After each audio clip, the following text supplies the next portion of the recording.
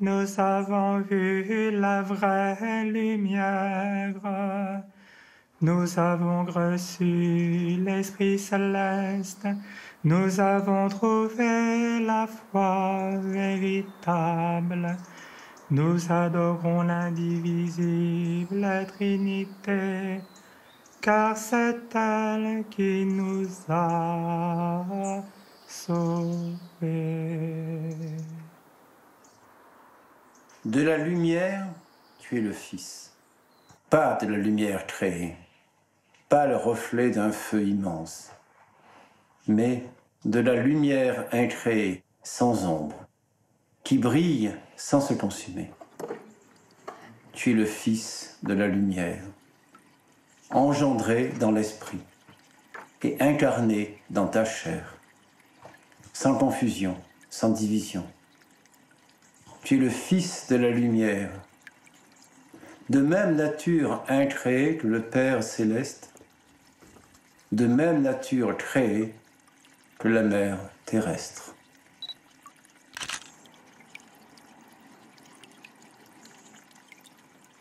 Oh là là, là aussi c'est joli. On devient poète, vous voyez, quand on voit tout ça. Et là, quand on fait une photo, on me dit, mais c'est pas possible. Mais je dis, si, c'est possible, la preuve.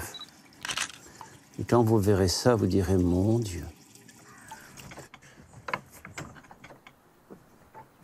Pourquoi je suis devenu photographe? C'est parce que j'étais à l'armée et je me suis occupé du labo photo. Moi, j'aimais beaucoup la photo.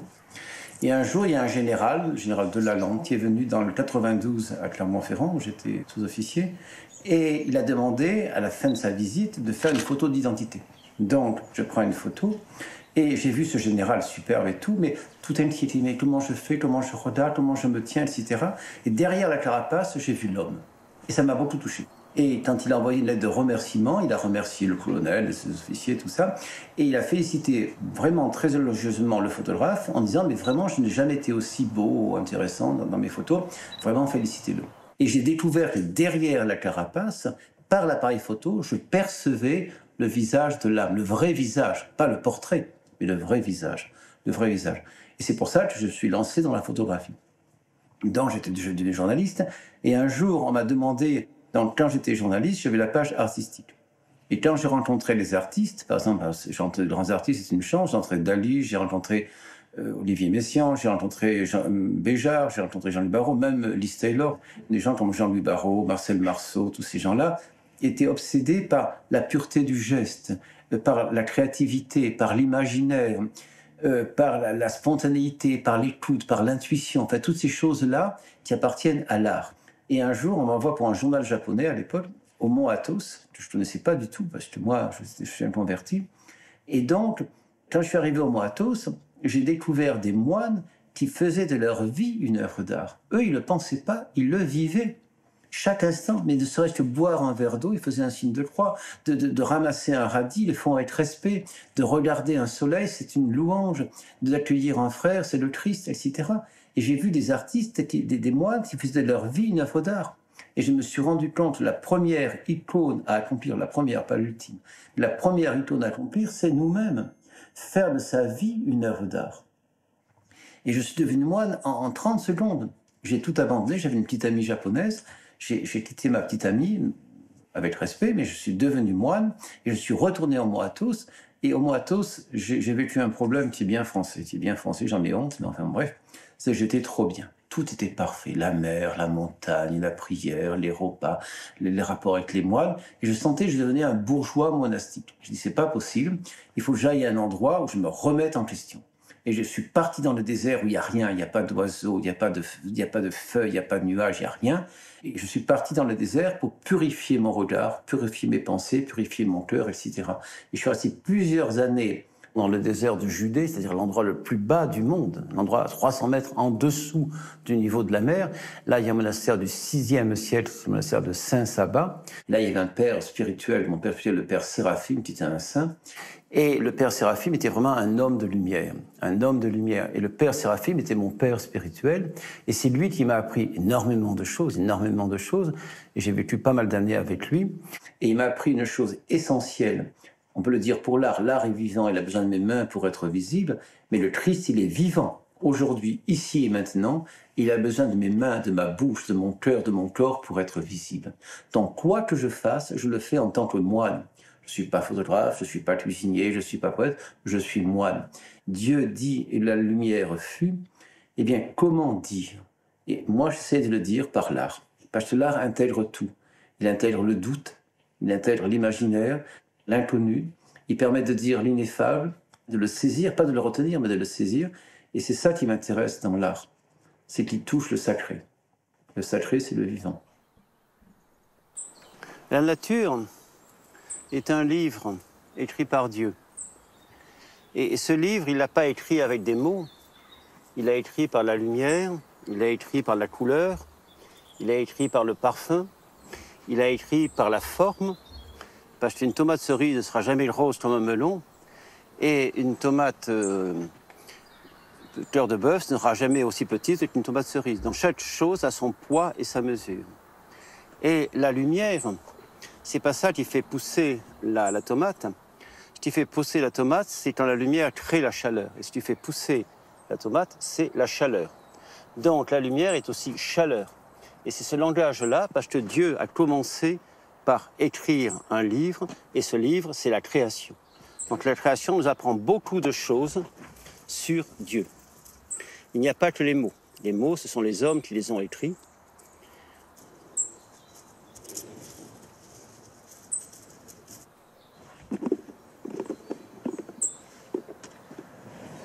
Donc tout ça, c'est un livre écrit par Dieu. Et chaque fois que je ramasse des tomates, je dis « Gospodi pominu, Kyrie eleison » et je prie. Pour moi, c'est très important que chaque acte soit accompagné de la prière.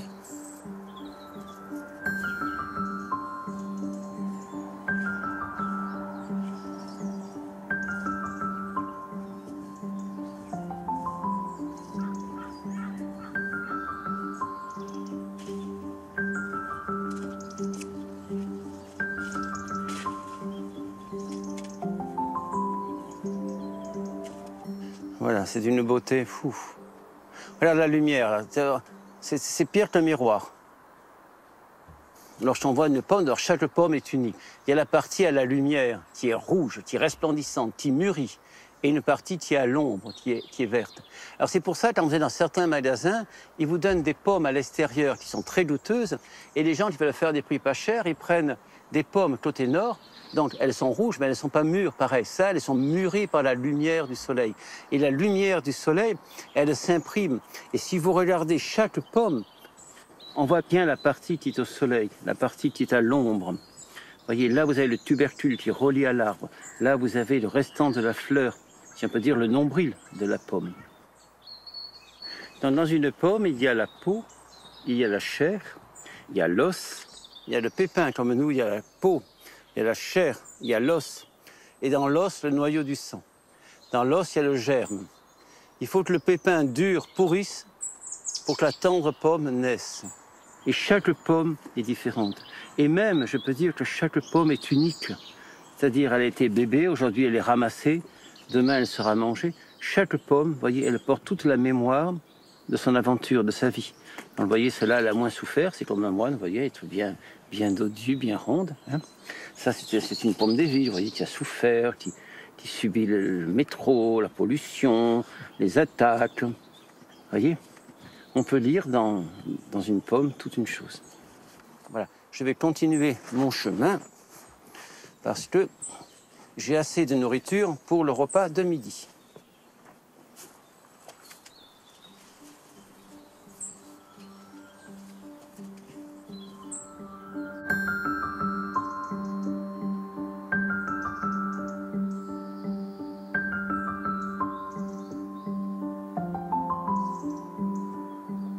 La photographie est une écriture de lumière. La photographie me permet de dire ce que les mots ne peuvent pas dire. Je peux expliquer par un langage d'image que la vérité ne peut pas se figer. Qu'elle est dans un instant, mais elle ne peut pas se figer. Par exemple, si je prends une branche en hiver, si je prends cette même branche avec des bourgeons, cette même branche avec des feuilles, cette même branche avec des fruits, des fleurs d'abord, puis des fruits, et dessous je marque le qu'est-ce que la vérité. Et on voit que chaque photo est vraie, mais aucune ne peut circonscrire la vérité. Donc la vérité est un éternel recommencement. La vérité, elle ne peut pas se figer. On peut la montrer dans l'instant, mais on ne peut pas la cristalliser, on ne peut pas l'enfermer. Par exemple, si je fais une photo de chaque feuille de cet arbre, il y a peut-être des milliers de feuilles. Dans cette forêt, il y a des millions de feuilles de chêne. Eh bien, si je prends une photo, chacune est différente. Il n'y a pas deux feuilles qui se ressemblent à l'autre. Parce que le haut, le bas, la droite, la gauche de la feuille, le devant, le derrière de la feuille aussi est différent. Donc là, si on n'a pas la foi, eh bien, je ne sais pas comment faire. Parce que ce n'est pas la compréhension qui doit intervenir, c'est l'intelligence du cœur, l'émerveillement devant la lumière divine, devant la création divine. Et la lumière traverse la feuille sans la briser. La lumière traverse la vitre sans la casser. C'est pour ça que la lumière est si importante. Elle pénètre en nous sans avoir de porte à ouvrir. La fenêtre peut être fermée, la lumière traverse. C'est pour ça qu'il faut être transparent à la grâce. C'est une photo que j'aime beaucoup parce que c'est une photo de lierre. Vous voyez, vous avez du lierre qui est ici. Et elle donne cette fleur. Et ces boules-là deviennent violettes. Après, c'est des boules que les oiseaux mangent, bien sûr. Mais là, c'est des fleurs. Et ce que j'aime beaucoup dans cette image, c'est que les fleurs ressemblent à des visages. Vous savez, comme les E.T., les extraterrestres. On a l'impression que les visages vous regardent. Et la fleur, elle est vivante. Elle a une façon de perception. Ce matin, j'en ai parlé. Elle a d'autres perceptions que nous, mais il y a une perception. Et dans ces photos-là, aussi, ce que je montre, c'est la beauté de Dieu, la beauté de la création. C'est pas ma photo qui est belle, c'est la création qui est belle. Et aussi, je n'arrache pas les fleurs. Je les cueille par mes images. Je ne les arrache pas pour les planter dans un vase, mais au contraire, je les cueille par mes images et je montre la beauté du simple. Je montre simplement, même une fleur de lierre, pour moi, est un chef-d'œuvre, une harmonie totale. Et toutes ces photos ont été faites à l'intérieur du monastère. Pour moi, c'est très, très important de montrer qu'on n'est pas obligé d'aller au fond du monde. Il suffit de s'arrêter, de contempler la nature et de rendre grâce à Dieu pour cette lumière, pour cette vie qu'il nous donne. Ça veut dire rester émerveillé. Donc, vous voyez, par exemple, là, la lumière va donner une forme aux arbres. Ils s'inclinent avec une immense humilité. Ça fait comme une arche, comme une cathédrale. Ils s'inclinent, vous voyez, vers la lumière, parce que là, ils ont de l'espace. Et si vous regardez là-haut, les arbres sont verticales parce qu'ils sont attirés par la lumière et ils grandissent vers la hauteur. Et ici, ils laissent de la place aux autres. Et ce qui va créer la forme, c'est la lumière. C'est-à-dire que l'arbre va s'incliner, comme un moine qui s'incline devant la lumière incréée de Dieu. Eh bien, il s'incline devant la lumière pour capter le plus de lumière, parce que les feuilles, c'est de la photosynthèse. Ils transforment la chaleur, la lumière en énergie qui va permettre à l'arbre d'aspirer l'eau par les racines. Vous voyez, quand on chante le psaume 103, tout ce qui vit loue le Seigneur, là on le vit.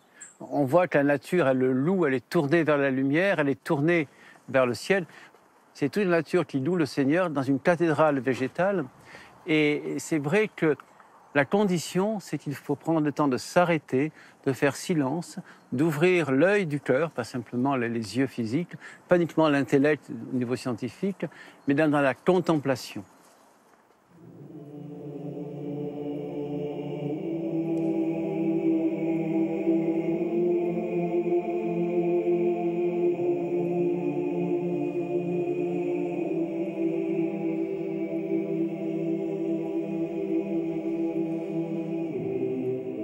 Roi céleste, consolateur, esprit de vérité, toi qui es partout présent et qui remplis tout, trésor des grâces et donateur de vie, viens et fais ta demeure en nous. Purifie-nous de toute souillure et sauve nos âmes, toi qui es beauté. Gloire au Père et au Fils et au Saint-Esprit, maintenant et toujours, et dans les siècles des siècles. Amen. Ceci est un livre écrit par Dieu. Merci pour tant de beauté, Seigneur, et que tout ce qui respire loue le Seigneur.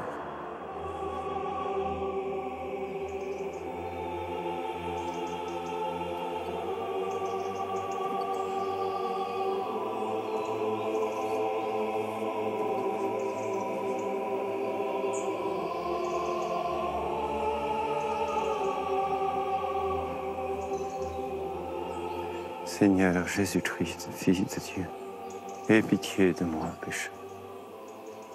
Seigneur Jésus-Christ, Fils de Dieu, aie pitié de moi, pécheur. Seigneur Jésus-Christ, Fils de Dieu, aie pitié de moi, pécheur. Seigneur Jésus-Christ, Fils de Dieu, aie pitié de moi, pécheur. Seigneur Jésus-Christ, Fils de Dieu, aie pitié de moi, pécheur. Seigneur Jésus-Christ, Fils de Dieu, aie pitié de moi, pécheur. Seigneur Jésus-Christ, Fils de Dieu, aie pitié de moi, pécheur. Seigneur Jésus-Christ, Fils de Dieu, aie pitié de moi, pécheur. Seigneur Jésus-Christ, Fils de Dieu, aie pitié de moi, pécheur. Seigneur Jésus-Christ, Fils de Dieu, aie pitié de moi, pécheur.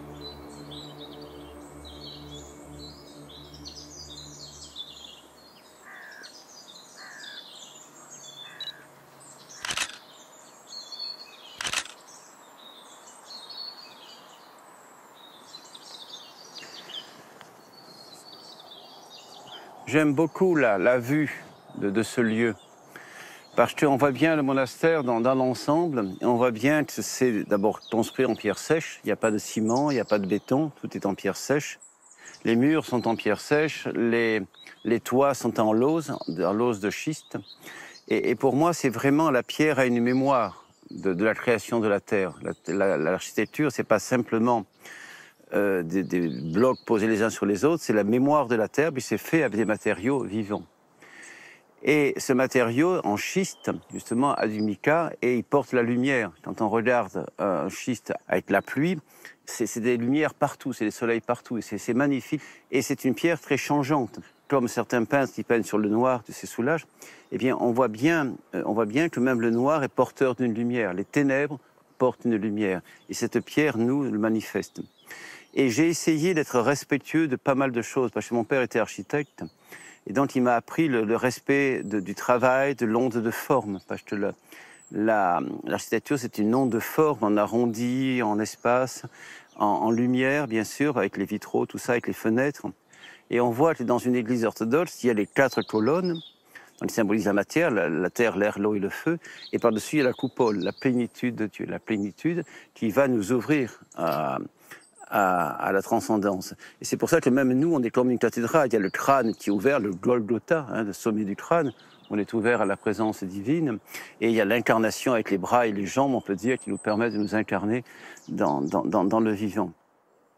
Donc l'architecture obéit à des règles et elle obéit aussi, bien sûr, à la lumière et à l'orientation. C'est-à-dire l'église, là, elle n'est pas orientée comme une église, parce que c'est un ancien bâtiment agricole, mais il n'empêche qu'elle est donc vers le nord pour se protéger du nord. Mais les vitraux sont en plein est, donc on a la lumière du matin pour les matines, et le soir, pour les vigiles, on a la lumière du soir, donc tournée est et ouest. La lumière apparaît à l'est et se couche à l'ouest. Ça, c'est important aussi. Dans notre église, le vitrail que nous avons fait mettre, c'est pas un vitrail qui colore la lumière, mais qui la dynamise. Et c'est pas des vitraux avec des représentations figuratives, c'est de la pâte de verre très épaisse, et des fois il y a même des arcs-en-ciel. Et quand il y a de la pleine lune, c'est d'une beauté incroyable. On a l'impression d'un côté outre-tombe, avec une lumière verte, c'est magnifique. Des fois, s'il y a de la neige, s'il y a du brouillard, s'il y a le soleil levant en rouge, tout le vitrail est rouge.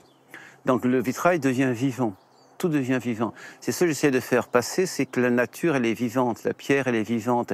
Dieu, il est vivant, ici, aujourd'hui, ici et maintenant. L'architecture est le témoignage d'abord de la lumière du soleil et de la lune, mais aussi de la lumière divine. C'est pour ça qu'il y a des fresques, des icônes. Pour nous, c'est très très important, c'est pas simplement de la décoration, c'est de la théologie.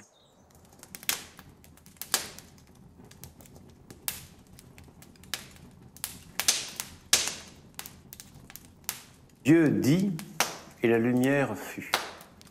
Donc la première chose, c'est le dire. En hébreu, c'est le verbe bara. Et le dire est créateur. Nous, on ne crée pas, on fabrique, on transforme. Donc Dieu, par son souffle, crée. Il a un souffle qui donne la vie, qui donne le mouvement et l'être. Le 4e jour, Dieu crée le soleil et la lune, c'est-à-dire l'espace et le temps. Il a créé le temps. Donc ça, c'est la lumière créée. Et donc, il faut bien savoir qu'il ne faut pas confondre la lumière créée de l'espace-temps, présent, passé, futur, car à toi appartient le règne, la puissance et la gloire, présent, passé, futur, avec la lumière incréée qui est intemporelle et qui jaillit de Dieu. Dans la photographie, par exemple, quand on voit un visage de lumière, c'est un homme, même s'il est pauvre, tout ridé, même s'il est tout fatigué, il irradie parce que cette lumière jaillit de l'intérieur.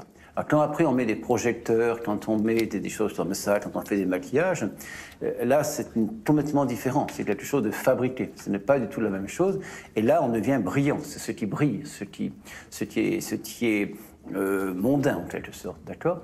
Alors la lumière de Dieu est incréée, elle donne la vie, elle donne la forme, elle donne la chaleur, elle donne la vibration, elle donne énormément de choses, elle se colore, elle dynamise les choses, elle les fait grandir, elle les fait croître, elle les oriente, enfin, elle a des fonctions multiples et infinies. Mais alors, ce qu'il faut savoir, cette lumière, qu'est-ce qui va l'accueillir? Pour moi, c'est très très important. J'étais un jour dans le désert et je lisais le prologue de Saint Jean et j'ai vu la lumière, lui, dans les ténèbres, mais les ténèbres ne l'ont pas reçue. Et quelque temps après, la Providence m'a permis de lire dans les Béatitudes « Bienheureux les cœurs purs, car ils verront Dieu ». Et pour moi, c'était un choc énorme, parce que les ténèbres, la matière ne peut pas accueillir la lumière. Mais qu'est-ce qui va accueillir la lumière? C'est la pureté. D'où l'importance de la confession. L'importance de la confession, dont je me suis précipité chez le Père Séraphime et je me suis confessé comme jamais je me suis confessé tout ce qui me masque la lumière. Parce que la lumière n'est pas voilée, c'est moi qui la voile par mes pensées, par mes désirs, par mes volontés, par l'ambition, par mes peurs, par toutes ces choses comme ça, si vous voulez. Donc, si mon cœur est pur, je verrai Dieu. Ce qui ne veut pas dire je suis Dieu, mais le réceptacle de Dieu. Et Dieu est partout présent, mais moi je ne suis pas toujours présent à Dieu. Par exemple, si je ferme les yeux, je ne vois pas Dieu. Si j'ouvre les yeux, je vois Dieu. Donc Dieu est toujours présent, mais moi je ne suis pas toujours présent à Dieu. Donc des fois je ferme mes paupières, je ferme mon cœur, le cœur dur, etc. Ou mes pensées me cachent la réalité, je transforme la vérité de Dieu en des concepts ou des choses comme ça. Je chosifie Dieu, le rendant idole, par exemple. Alors que la lumière, elle est toujours présente, on peut la voir, mais on ne peut pas l'enfermer. Alors je peux la surprendre par la photographie, qui est une écriture de lumière, mais elle saisit un instant qu'elle fige. Alors que la lumière est dans un éternel recommencement, elle se répète en permanence et se renouvelle en permanence. Et quand je faisais des photographies, j'essayais d'apprendre aux gens, non pas de se montrer, mais de me regarder. De me regarder, c'est-à-dire regardez-moi. Et c'est très très important de comprendre qu'il y a celui qui se montre et il y a celui qui devient, et le mot est essentiel pour moi, transparent à la lumière. Transparent à la lumière. On peut comparer l'œil comme une fenêtre, la fenêtre de l'âme. On va comparer avec une vitre. Dans la vitre, on voit bien qu'il y a un intérieur et un extérieur. Et la lumière va traverser la vitre. Mais en revanche, je vais voir la montagne. Mais la pierre ne franchira pas la vitre. Donc la lumière traverse la vitre sans la briser et sans que j'ai besoin d'ouvrir la fenêtre. Donc on reçoit la lumière de l'intérieur et une fois qu'on est habité par cette lumière, on devient théophore, porteur de Dieu. Et le plus important maintenant, c'est de la redonner par des images de beauté. La photographie est un art qu'il ne faut pas limiter à l'apparence. La photographie peut saisir le tressaillement invisible qui jaillit des profondeurs de la création. Par une écriture de lumière, elle surprend des mouvements éternels. Elle immortalise des gestes quotidiens. Elle témoigne de l'harmonie, de la beauté.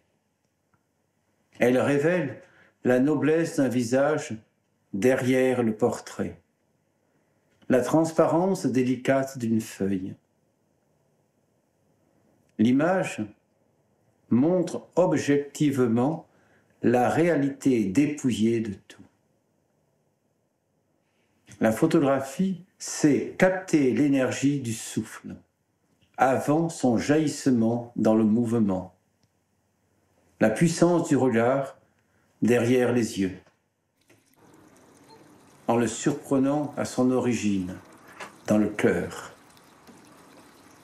Non pas voyeur, mais voyant. Non pas prendre des photographies, mais recevoir des photographies dans une complicité à trois, lui, moi et l'esprit.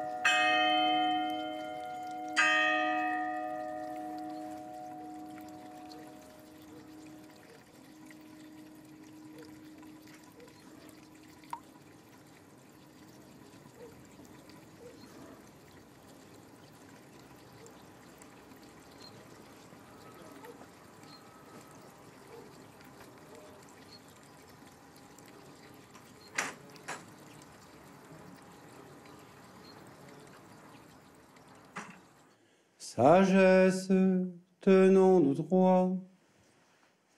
Lumière joyeuse De la sainte gloire du Père, immortel, céleste, saint et bienheureux, ô Jésus-Christ, parvenus au déclin de ce jour, dans la lumière du soir, nous célébrons notre Dieu, Père, Fils et Saint-Esprit.